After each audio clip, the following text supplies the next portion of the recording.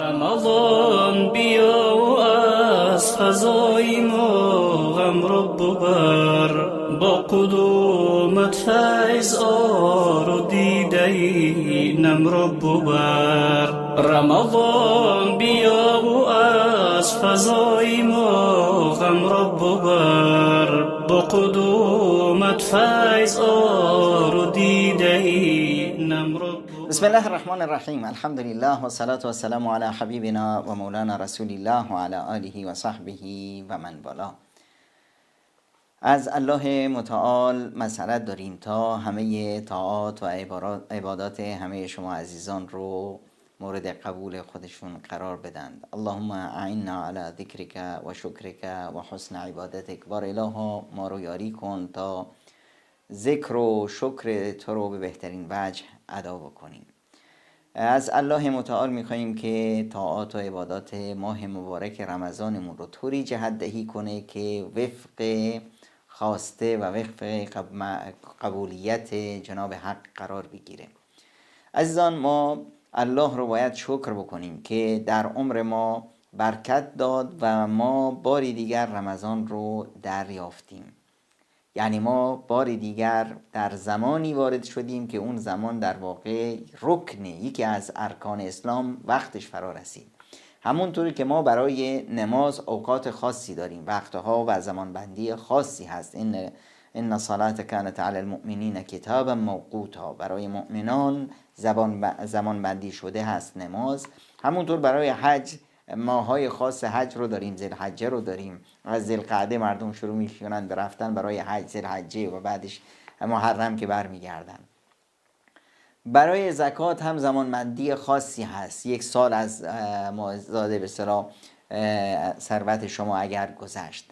رکن روزه هم وقت خاص خودش رو داره. رکن روزه یک ماه مبارک رمضان رو میخواد. وقتی میاییم در سوره بقره با حکایت ماه مبارک رمضان آشنا میشیم، خداوند متعال در آیه 183 به بعد میفرمایند یا ایها الذین آمنو کتب علیکم الصیام کما کتب علی الذین من قبلکم لعلکم تتقون. ای مؤمنان، روزه بر شما فرض شده همانطوری که بر ملت‌ها و امت‌های پیش از شما فرض بود. پس روزه ویژه ما مسلمون ها نیست. در تمام تاریخ امت‌های اسلام مسلمون ها روزه می گرفتن. از زمان حضرت آدم علیه السلام تا زمان حضرت خاتم ما روزه داشتیم. حالا شاید شیوه اجرایی روزه، ماهاش، روزهاش اینا فرق می کرده، اما روزه چون که روزه یک نیاز ساختاری کالبد هویتی انسان مؤمن بوده، برای همه بوده. پس خداوند متعال میفرماید بر شما روزه فرض شده کما کتب علی الذین من قبلکم، همانطوری که بر ملت‌های پیش از شما بود. لعلکم تتقون، هدف از این روزه و برنامه این روزه این است که شما رو عروج بده، شما رو رشد بده تا برسید به مرحله تقوا و پرهیزکاری. تقوا چیه؟ تقوا، حضرت عمر از حضرت کعب میپرسید که تقوا یعنی چی؟ کعب گفت که عمر جان ببین، شما شده که رفتی توی صحرایی، اونجا خار، زمین پر از خار باشه. گفت اوه صحرا که همش پر از خار هست. گفت و در بین خارها چطور راه رفتی؟ لباسمو جمع میکردم مواظب باشم که خاری به پام و به لباسم نره. گفت همین تقوا. تقوا یعنی حرکت در مسیر زندگی و خود رو جمع کردن که مبادا از من انسان کاری سر بزنه که این کار وفق تعالیم الله متعال نباشه. تقوا یعنی اینی که من انسان مؤمن در مسیر زندگی وقتی راه میرم خداوند رو مد نظر داشته باشم، خدا رو ببینم. این رو میگم تقوا. و تقوا منشأش حرکت‌های من و ما نیست. جایگاه اصلی تقوا اینجاست. التقوا ها هنا، التقوا ها هنا، التقوا ها هنا. پیامبر اکرم صلی الله علیه و آله به سینه‌شون اشاره می‌کردن که تقوا جاش تو قلبه. یعنی تقوا اینجاست، تقوا اینجا. پس تقوا با اینی که فلانی ریشی داره و عمامه‌ای داره و نمیدونم خوش سخن هست و خوش سیما هست و فلان هست، به معنای این نیست که متقی هست. این رو باید قلبش ثابت کنه که آیا اهل تقوا هست یا نه. چه بسا افرادی هستند که در ظاهر مثل فرشته اند اما در باطن یک منافق بسیار بدجنسی هست. و در مقابل انسان هایی هستند که شما براش هیچ بهایی نیستی، اما لو اقسم علی الله لعبر، که اگر این فرد از خدا چیزی بخواد فوراً اجابت میشه. پس تقوا جاش تو قلبه. پس تمام تلاش روزه چی است؟ روزه گذاشته شده تا توی انسان مؤمن بیایی به مرحله تقوا برسی. خب این روزه ایام معدودات، روزهای ناچیزی هست، چند تا روز بیشتر که نیست، یه ماه بیشتر نیست. فمن کان منکم مریضا او علی سفر فعدة من ایام اخر، احکام روزه رو بیان میکنه که اگر انسان بنا به معذوریتی داشت، سفری بود، نمیدونم مریض بود، فلان بود، روزه رو به اصطلاح میتونه در روزهای دیگه بگیره. این به این معنا نیست، ببین لا یکلف الله نفسا الا وسعها. برخی تا یک کمکی خسته میشن، تا یک کمی نمیدونم اذیت میشن، فلان میشن. میبینید این رو در سوالهایی که مطرح میکنند و میپرسند که آقا من نمیدونم زیاد تشنه میشم، میتونم روزه رو بخورم؟ من نمیدونم بچه شیر میدم، میتونم روزه رو بخورم؟ من فلان الان. انگار این آقایون فکر میکنند این خانم ها که روزه به صلاح عبادت آدم های بیکار و بیروزگاری است که دیگه میگیرن روزه میگیرن صبح تا شب میخوابن. نه عزیز من، این روزه رکن اسلام هست. کسی که روزه نمیگیره یعنی رکن اسلام رو شکسته. کسی که رکن اسلام رو انکار بکنه اون کافر هست و هیچ روزه‌ای مقابل روزه رمضان نخواهد شد. رکن اسلام وقتش هست. روزه بعدی که میگیری بنا به هر دلایلی اسمش از روزه قضایی. مثل نماز وقتی که در غیر وقتش ادا میشه اسمش از نماز قضایی. نماز قضایی برای ادای یک وظیفه است، برای ادای فرض است که آقا این فرد هنوز از دایره اسلام خارج نشده، یعنی ادای فرض میکنه. به این معنا نیست که اون وقتش هست، نه، وقتش گذشت، تموم شد، قضا شد. همونطور روزه که اگر شما احیانا در سفر بودید یا مریض بودید و نمیتونستید، فعدة من ایام اخر وعلى الذين يطيقونه فدية طعام مسكين فمن تطوع خيرا فهو خير له ان تصوموا خير لكم ان كنتم تعلمون. در همه اشاره است که اگر روزه بگیرید باز هم براتون بهتر است. بعدش میبینیم که قرآن کریم چطور ماه رمضان رو معرفی میکنه. شهر رمضان الذي انزل فيه القرآن. شهر رمضان، ماه رمضان توش خیلی چیزا هست. اما چی؟ شما ببینید انسانها رو به چی، یا یک شخصی رو، یک چیزی رو به چی معرفیش میکنه؟ میگه آقا اینجا بازار طلا فروش هاست. تو همین بازار طلا فروش ها میری میبینی که 2 تا ساندویچ فروشی هم زده، 2 تا هستند که چای هم میفروشند، آقا یه سبزی فروشی هم هست. بله، اما بیشتر این دکان‌ها، این مغازهایی که اینجا هست طلا فروش هاست. اینجا اگر 1 2 تا 3 تا چیزا هست این شاخصه نیست. ما این بازار رو بهش میگیم بازار طلا فروش ها به خاطر اینی که اصلی ترین چیز و بسیار مهمترین چیز تو این بازار طلاست. وقتی میخوایم بگیم مثلا ابوبکر، میگیم ابوبکر صدیق.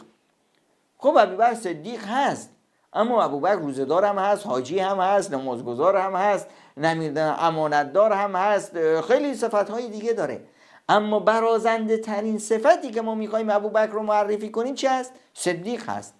عمر رو میتونیم میگیم عمر الفاروق. عمر در کنار الفاروق بودنش صفتهای دیگه ای داره، اما برازنده ترین، یعنی یه چیز رو ما با برازنده ترین و به همترین صفتش معرفی میکنیم.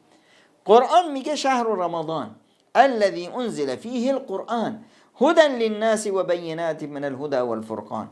این ماه رمضان چون که قرآن در ماه رمضان نازل شد، در بین همه ماه‌های سال برتری پیدا کرد. یعنی شما در قرآن میگردید اسم رجب و محرم و ذوالقعده و ذوالحجه و صفر و اینا رو نمیبینید.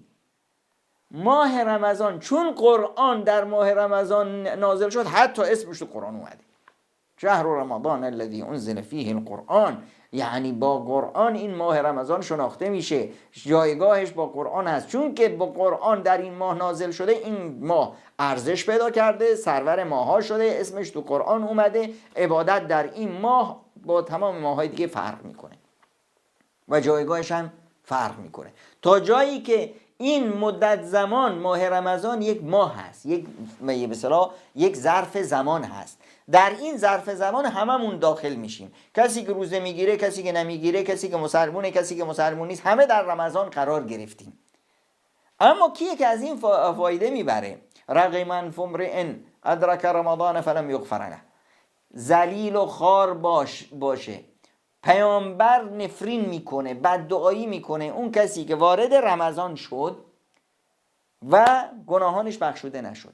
یعنی رمضان ماهی هست که گناهان همه بخشیده میشن.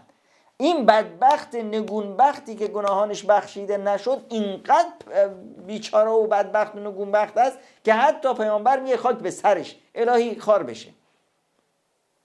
خیلی مهمه که این رو درک بکنیم. شهر رمضان الذي انزل فيه القرآن هدى للناس وبينات من الهدى والفرقان فمن شهد منكم الشهر فليصم. عزیزان، اگر کسی وارد ماه مبارک رمضان شد، اگر کسی این ظرف زمان را دریافت، روزه بگیره. حالا استثناهایی هم هست. من کان مریضا او علی سفر فعدة من ایام اخر یرید الله بكم اليسر ولا یرید بكم العسر. خداوند متعال برای شما آسونی میخواد، سختی رو نمیخواد. اما این آسونی و سختی معیارش کجاست؟ معیارش منم.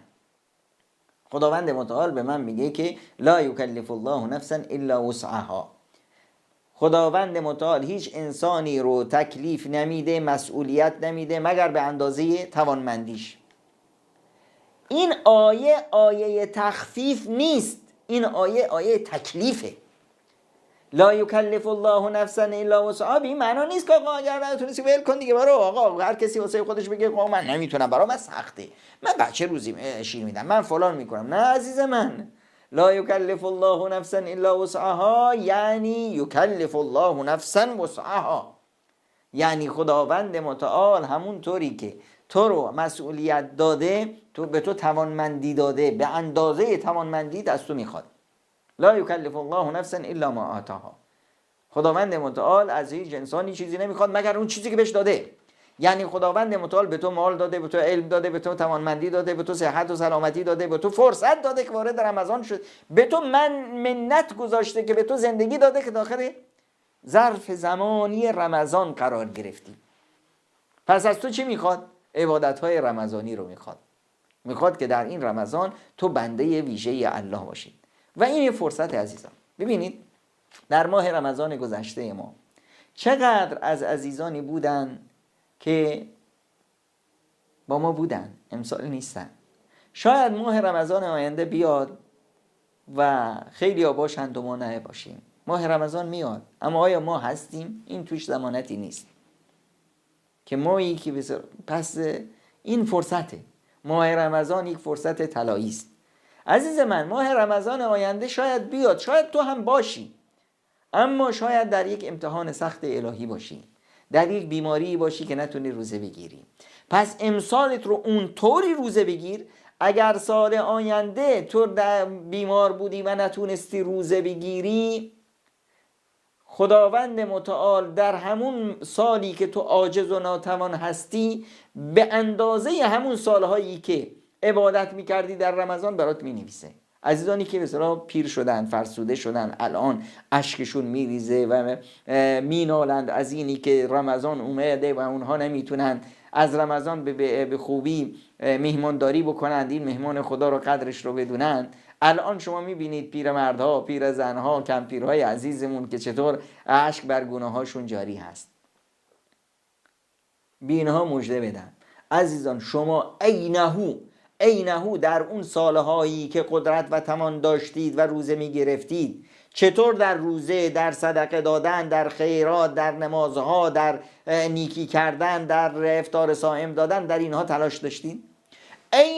عینهو امسالی که نمیتونید و عاجز و ناتوان هستید، براتون خداوند متعال اجر و پاداش مینویسه.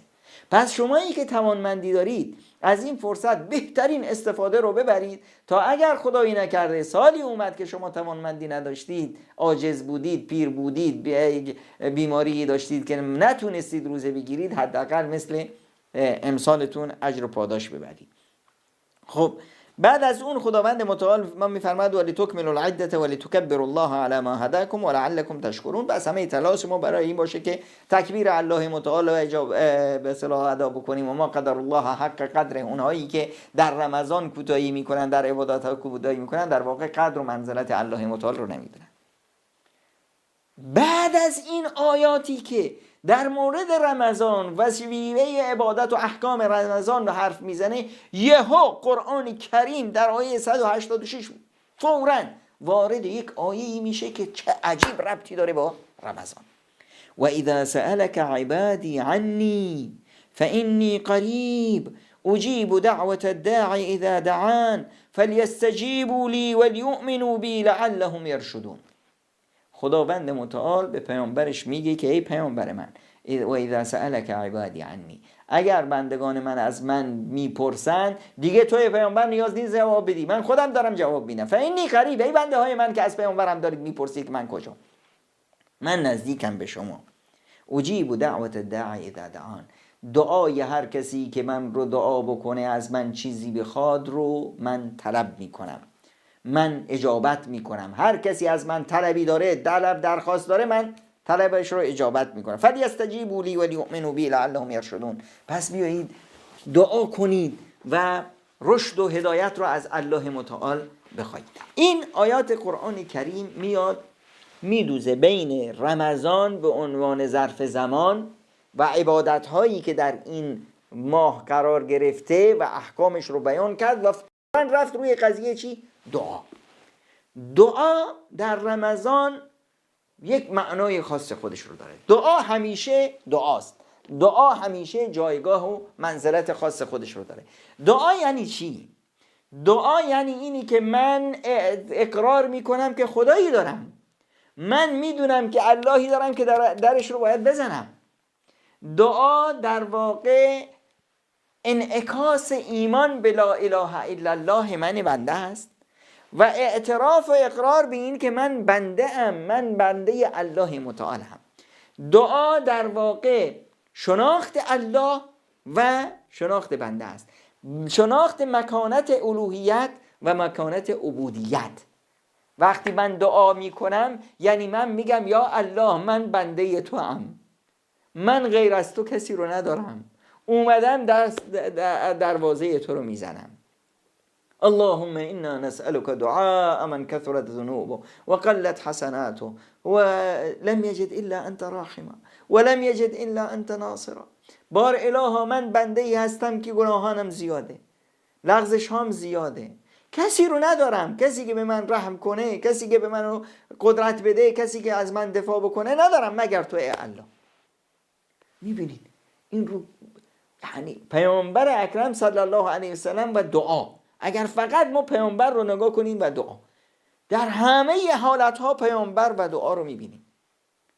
یعنی وقتی پیامبر رو از طائف طرد کردن و پاها و دستها خونین، چیکار میکنه؟ میاد یک گوشه میشینه، رب اللهم اینی اشکو الیک ضعف قوتی و قلت حیلتی و هوانی علی الناس، انت ربی و رب المستضعفین، الى من تکلونی الى بعید یتجهمونی ام عدو ملکته امری فإن لم يكن لك بي غضب فلا أبالي ولكن عافيتك هي أوسع لي أعوذ بنور وجهك الذي أشرقت له الظلمات وصلح عليه أمر الدنيا والآخرة من أن تنزل بي غضبك أو يحل علي سخطك لك العتبى حتى ترضى ولا حول ولا قوة إلا بك.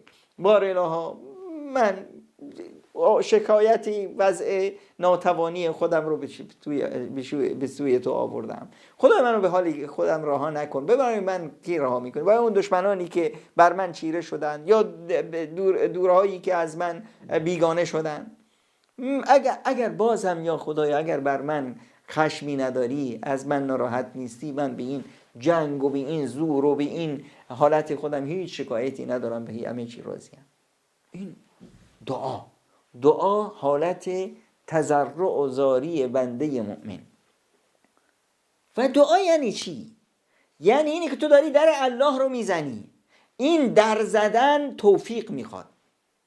هر کسی این حق رو نداره که در الله رو بزنه، هر کسی این توان رو نداره که دست زاری و تضرع به پیش الله دراز بکنه.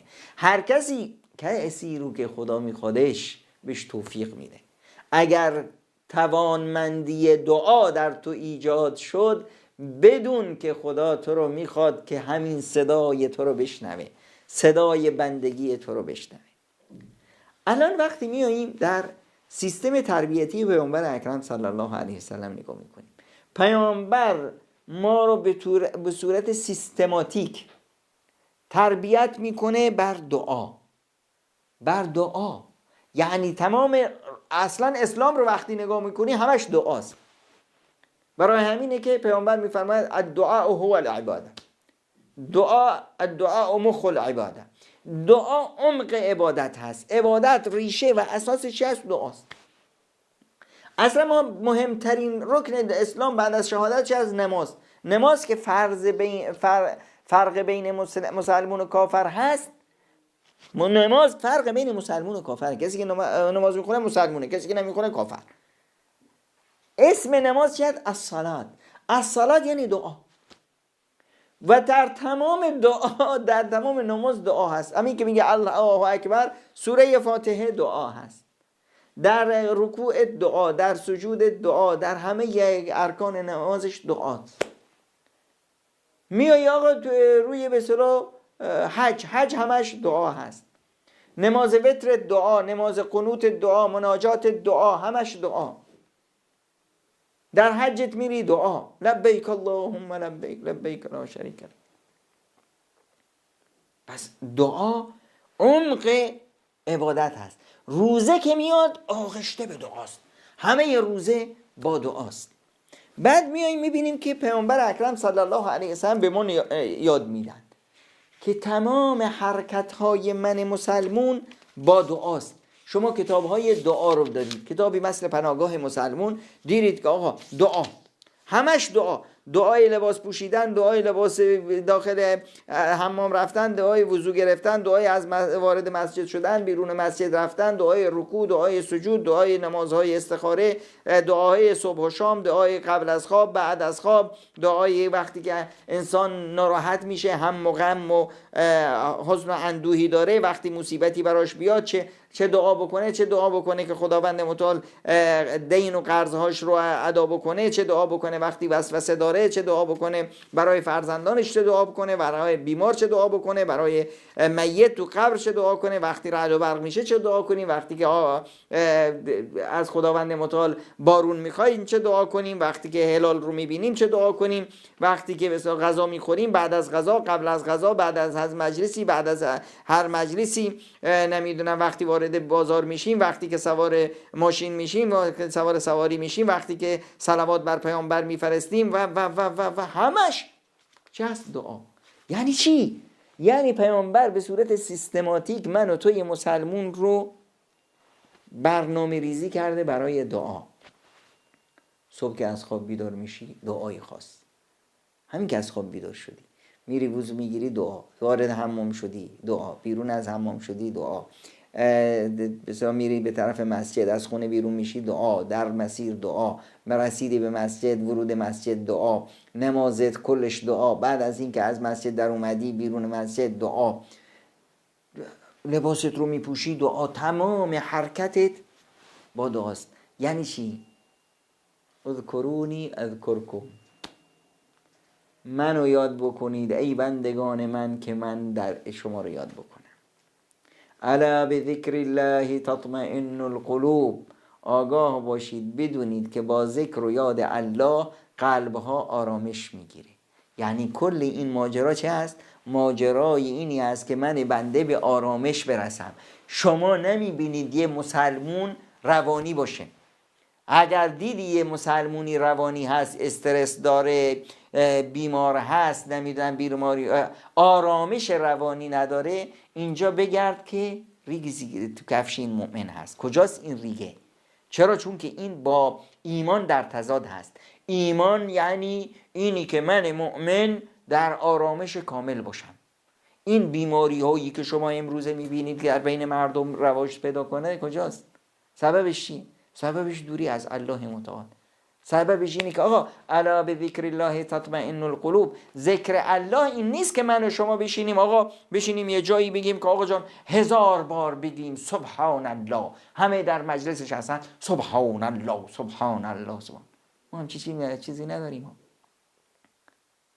شما نمیبینید که پیامبر اکرم صلی الله علیه و سلم یه جایی بشینه 1000 بار بگه الحمدلله، 1000 بار بگه سبحان الله. پس این جامعه رو کی میچرخونه؟ پیامبر مثل یک دینامیک که یک جامعه رو به حرکت در می آورد. این پیامبر پر از حرکت وقتی برای این نداره که بیایید وقتش رو ضایع کنه که آقا من دارم، نه، این ذکر الله به صورت سیستماتیک در تمام حرکت توی مسلمان باید باشه. اگر نبود اینجاست که فهم تو از دین اشکال داره.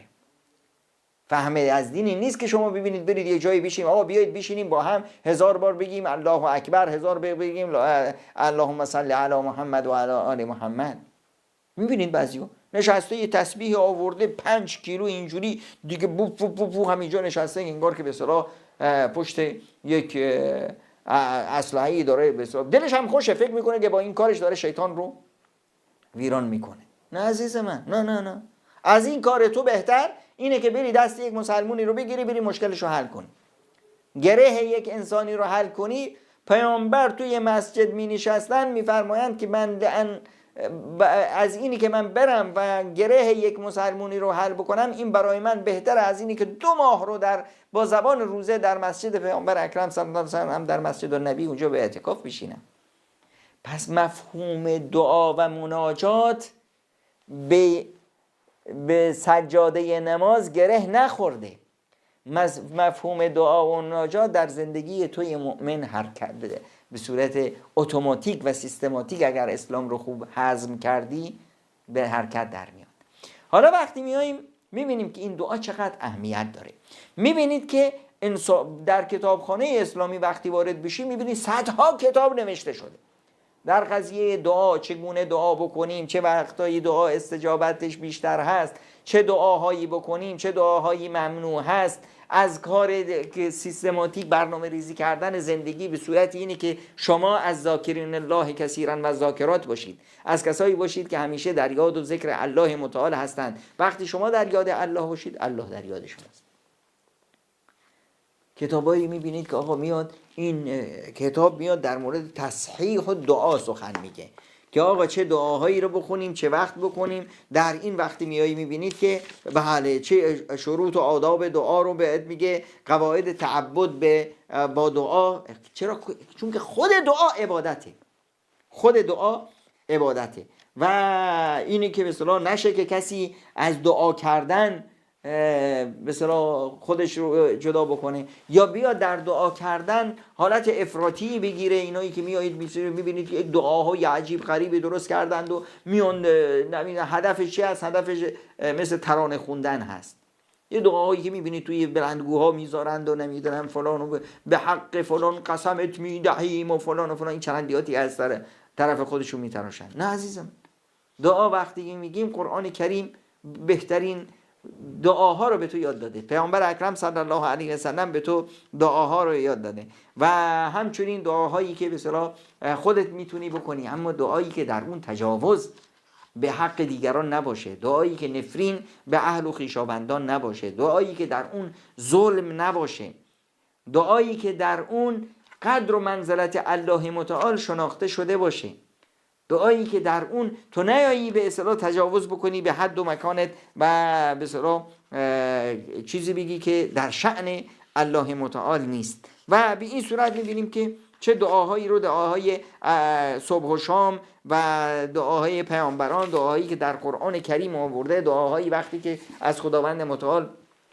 استسقا می‌کنی، طلب باران می‌کنی، طلب رحمت می‌کنی. و میایید کتاب‌هایی هست به نام کتاب‌های الاذکار. مثلا کتاب امام نووی کتابی هست به نام الاذکار. الاذکار رو می‌بینید باز هم همینطور میاد انواع و اقسام دعاها و دعاهایی که از جانب پیامبر اکرم صلی الله علیه و سلم به ما رسیده رو بیان میکنه همراه با فضیلتش که این دعا رو خوندی چه اجر و پاداشی داری. دعای بین اذان و اقامه، دعایی که به اصطلاح آیت الکرسی رو پیامبر اکرم صلی الله علیه و سلم میفرمایند که اگر کسی بعد از هر نماز فرض آیت کرسی رو خوند بین اون و بین بهشت هیچ فاصله ای نیست، همین که مرد وارد بهشت شد. ببینید چقدر ما دعاها، عزیزانی که این چیزها رو نمیدونن، اذکار و دعاهای بعد از نماز، در داخل نماز، همه جا اینا همه از جانب پیامبر اکرم صلی الله علیه و سلم به صورت ثابت برای ما رسیده. اون وقت عزیزانی که نمیدونن میرن یه چیزایی از طرف خودشون میتراشند یا کسایی تراشیدن، مذهب تراشان میرن حرفای اونها رو میگیرن و اونها رو به همدیگه پاس میدن. یعنی در یک بدعت و در یک شرک و در یک خرافه سازی ناخواسته شریک میشن.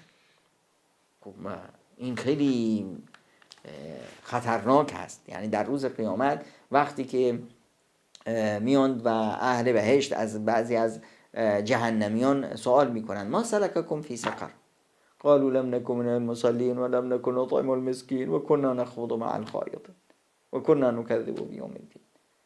برخی از مؤمنان میان برخی رفیقاشون و آشناهایی که داشتن اینا رو میبینن تو جهنم چیکار میکنی؟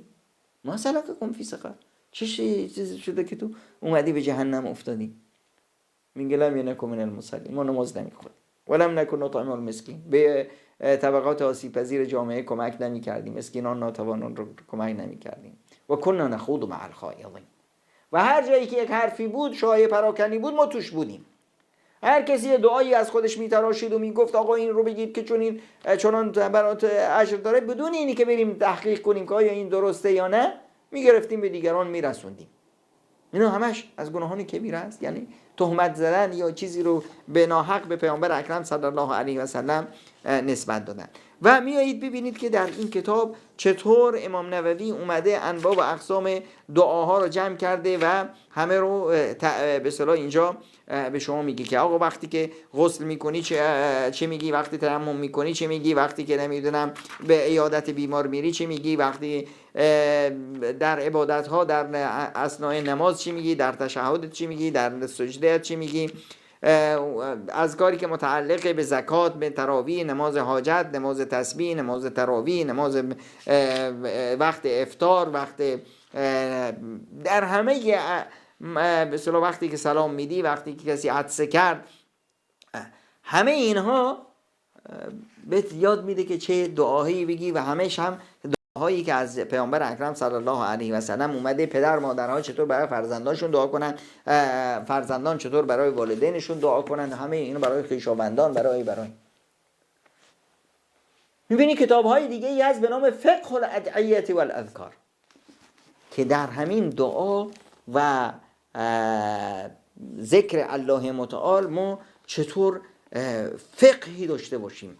در مورد فواید ذکر سخن میگه، در اینی که انسان اگر از الله غافل شد چقدر گناه هست، و در اسماء قرآن اسماء الله الحسنا رو چطور الله رو با چه اسمایی صدا بزنیم و مفهوم کلمه توحید چه هست، تکبیر و مکانت دعا و همه اینها کتاب‌هایی است که فقط و فقط دور و بر چی میگرده؟ قضیه دعا.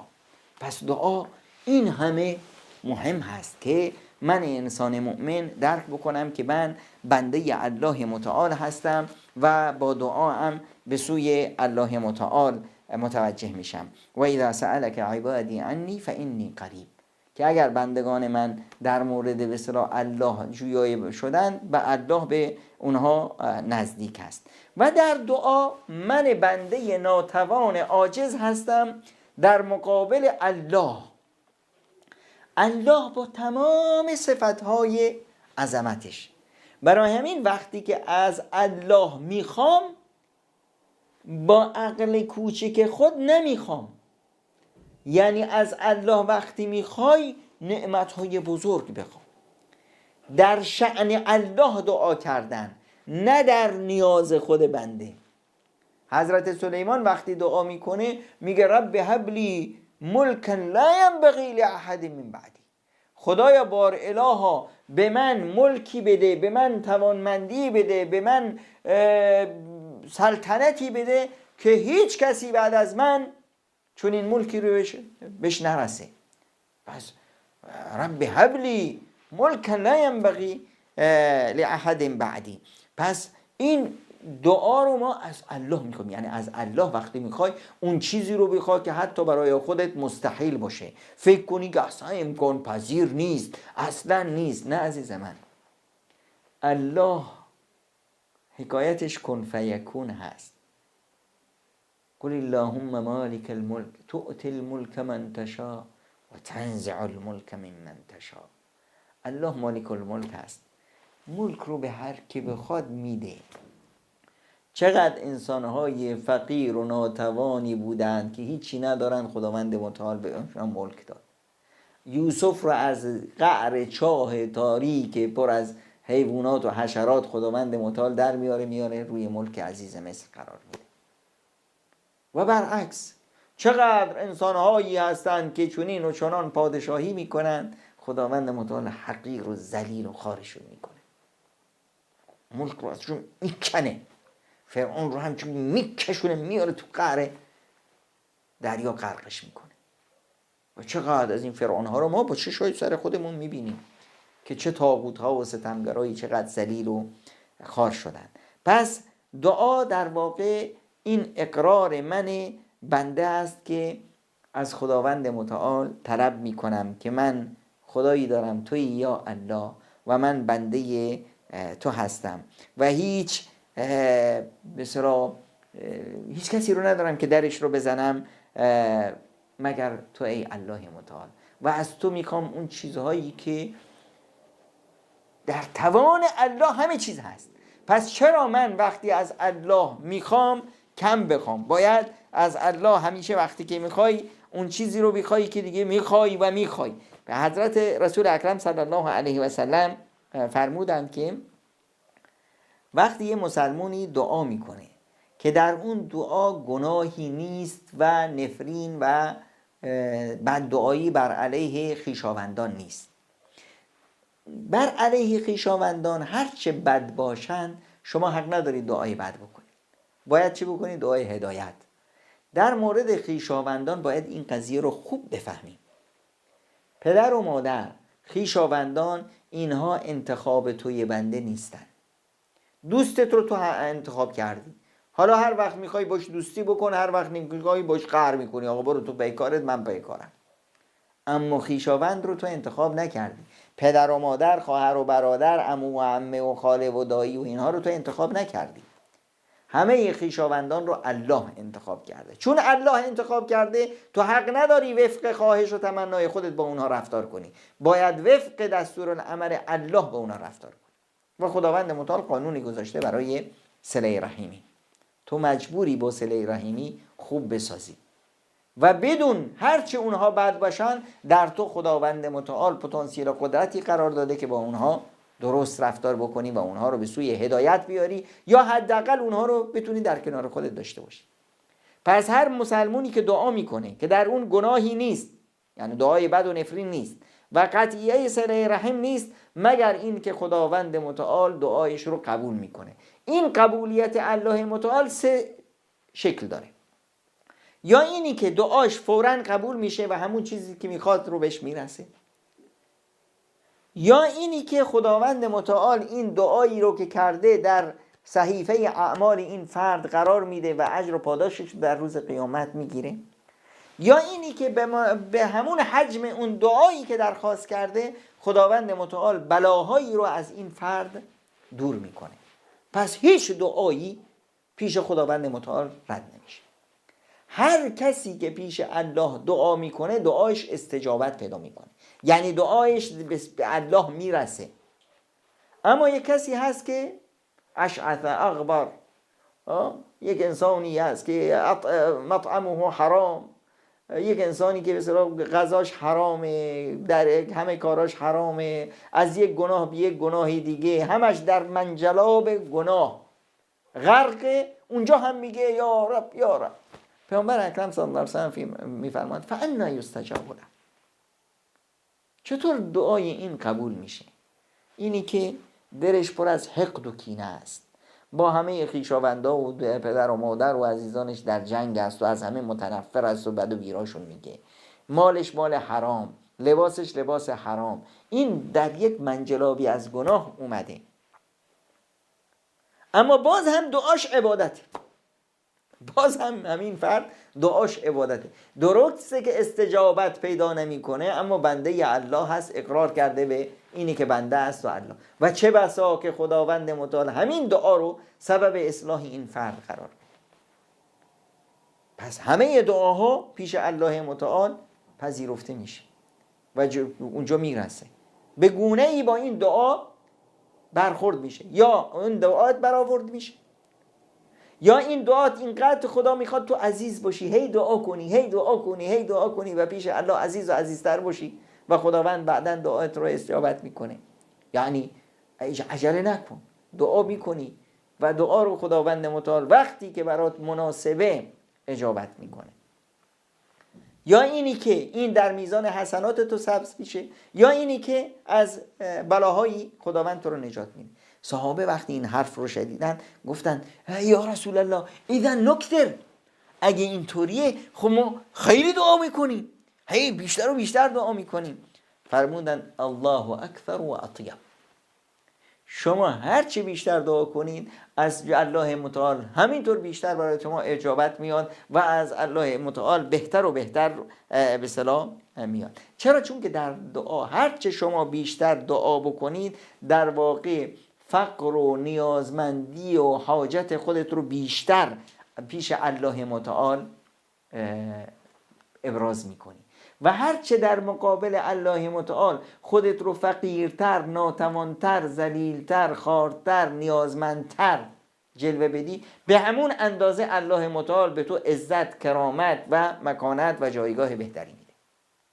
برای همین است بیشترین جایی که انسان به الله نزدیک میشه چیه؟ در حالت سجده. سجده که در نهایت بردگی و بندگی بنده و رو میرسونه، این در پیش الله متعال بالاترین مقام است. و پیامبر میفرماید فاکثروا فیها الدعاء، در سجده شما به الله متعال از همه وقت نزدیکترید. پس در سجدهتون دعا بکنید، بیشتر دعا بکنید، بیشتر دعا بکنید. و میفرمایند لا یزال یستجاب للعبد ما لم یدع باثم او قطیعه رحم و ما لم یستعجل. همیشه دعای بندگان پذیرفته میشه تا وقتی که نفرین و قطع صله رحم نباشه توش و تا وقتی که بنده خودش خسته نشه، عجله نکنه، میگه آقا من 10 روزه که دعا میکنم دعام پذیرفته نمیشه دیگه حالا دعا نمیکنم. نه، دعا میکنی چرا که خود دعا عبادته و دعا رو باید چطور انجام داد؟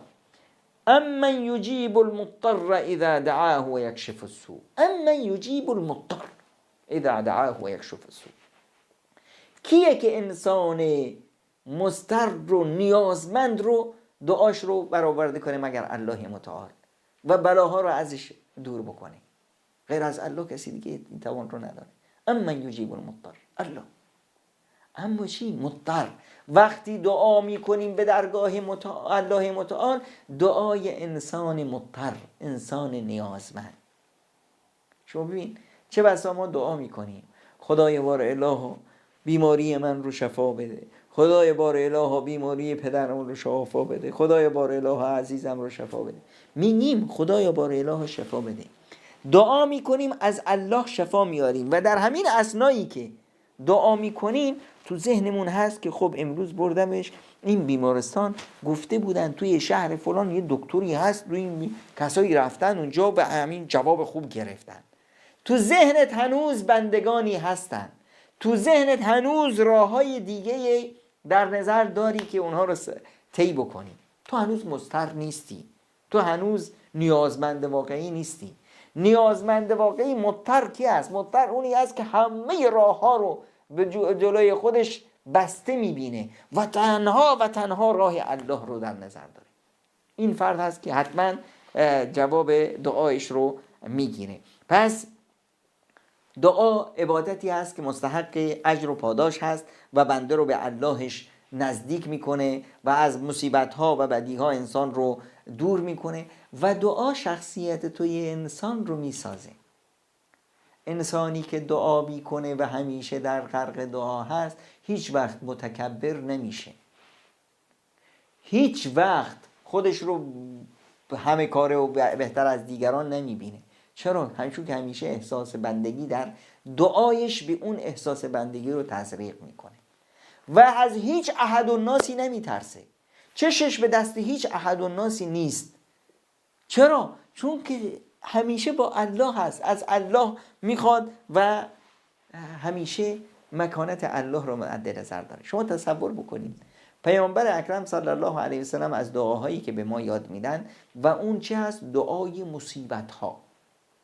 یعنی وقتی که تو در بدترین مصیبت قرار میگیری و دعا میکنی، ببین دعاش چه هست. اینجاست که مفهوم دعا رو درک میکنی.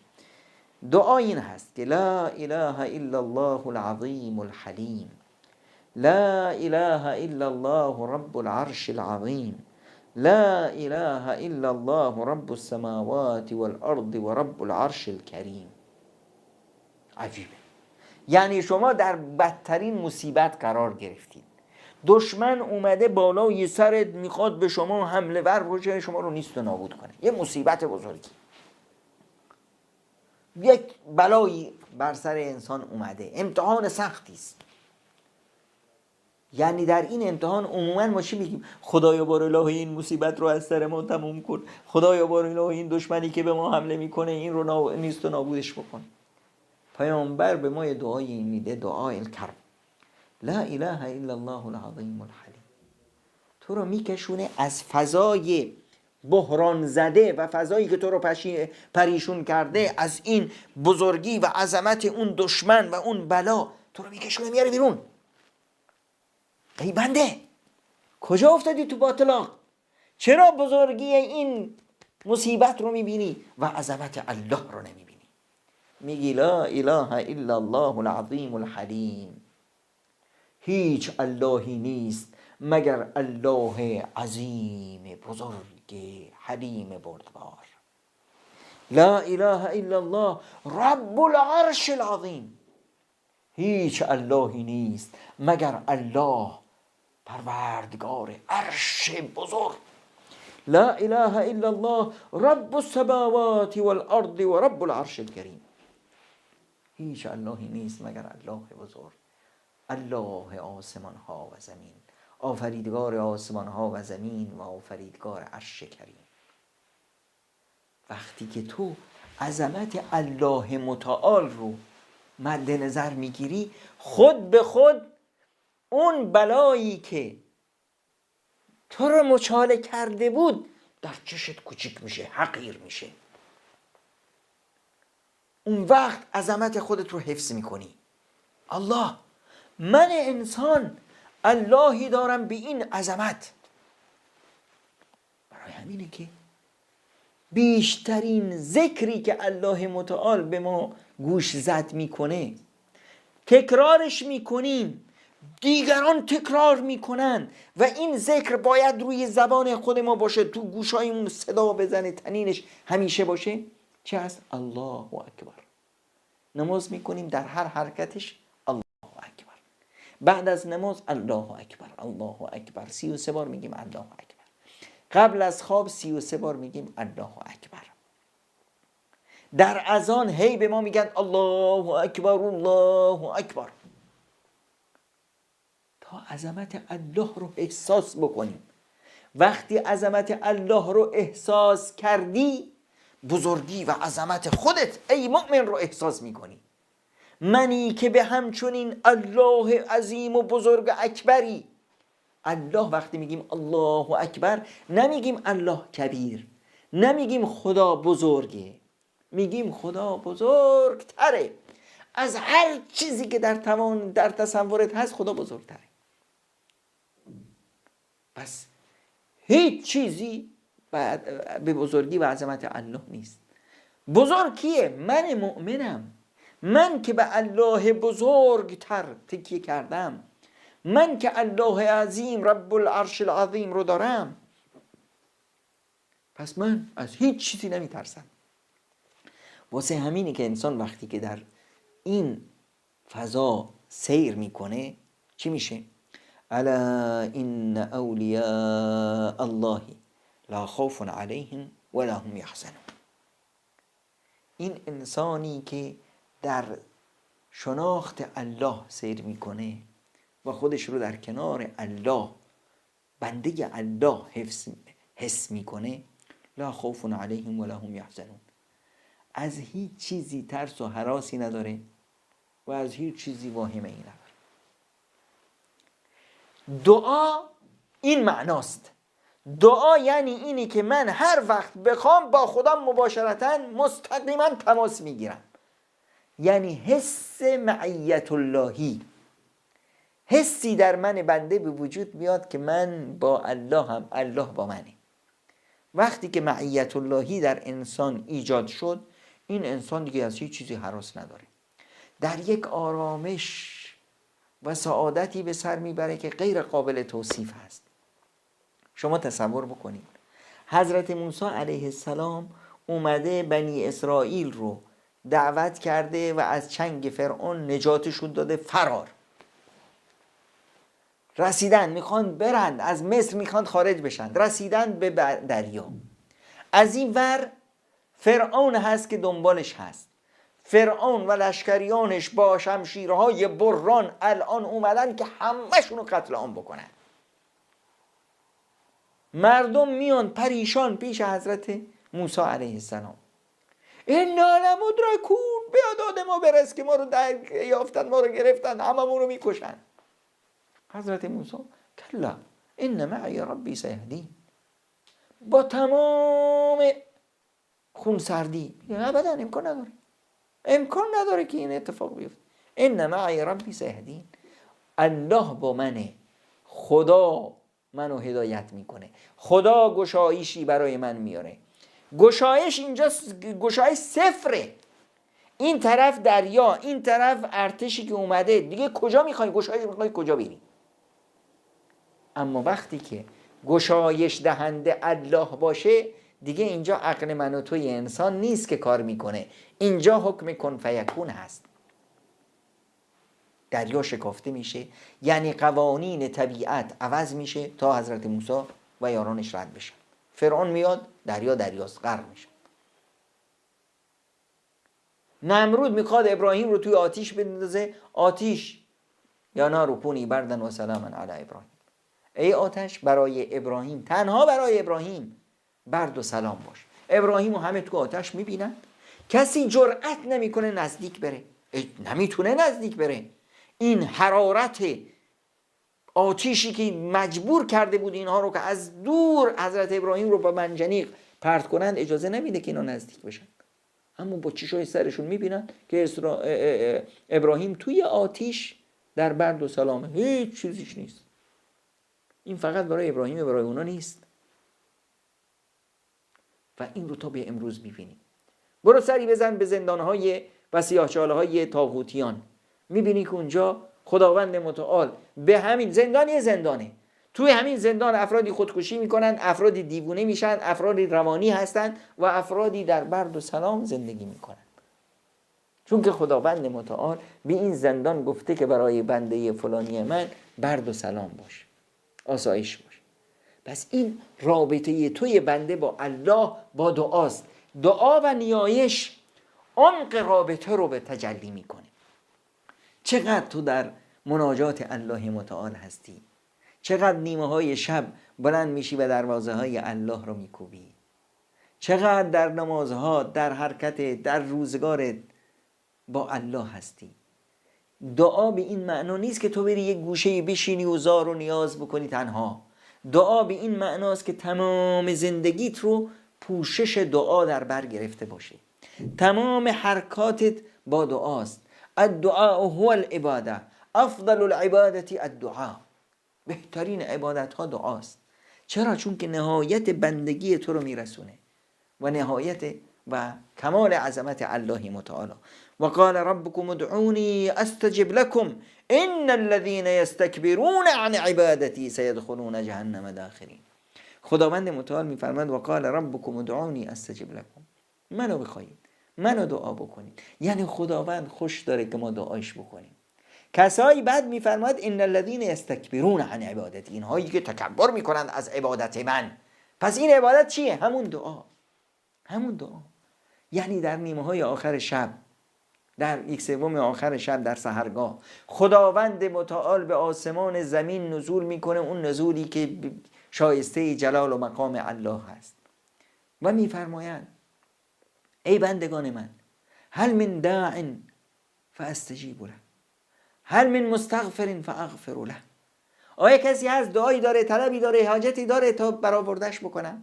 آیا گناهکاری هست که اومده برای مغفرت تا اون رو ببخشم؟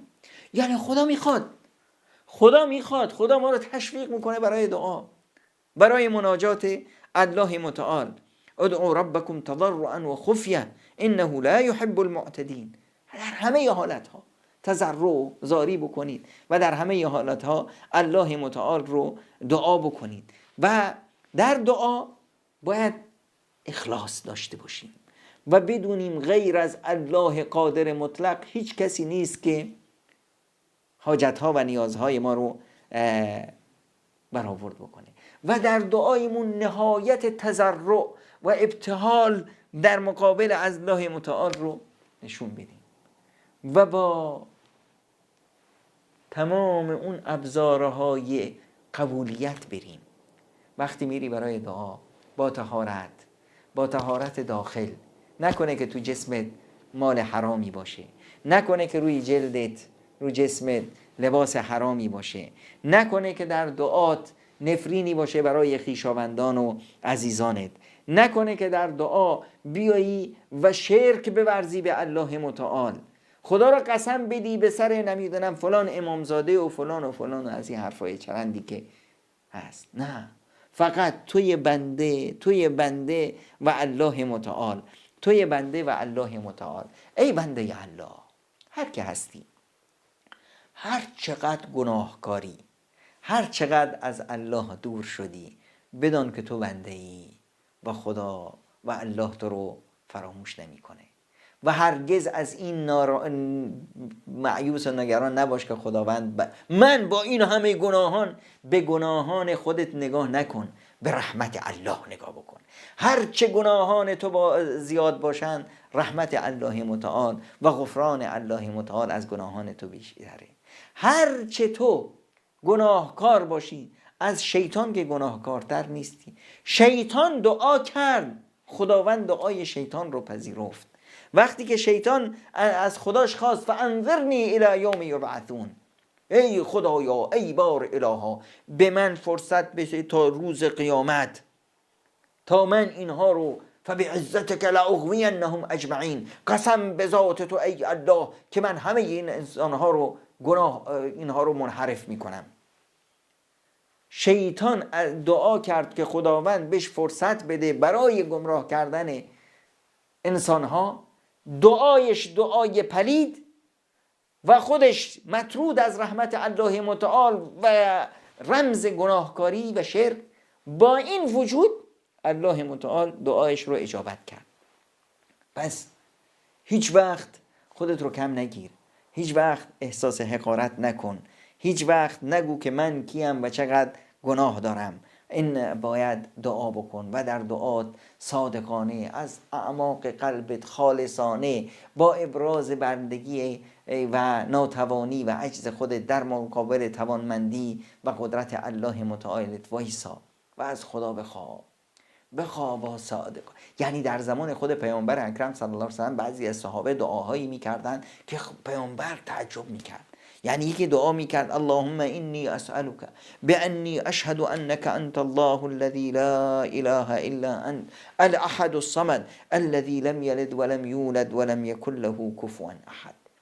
خدایا بار اله، من از تو میخوام، من به تو گواهی میدم که هیچ اللهی نیست مگر توی لا اله الا انت، تو احدی، تو صمدی، تو بی نیازی، تو تنهایی، تو هرگز خویشاوند نداری، تو لم یلد و لم یولدی، نه کسی، نه بچه داری و نه متولد شدی، ولم یکن له کفوا احد، و مثل تو هیچ نیست.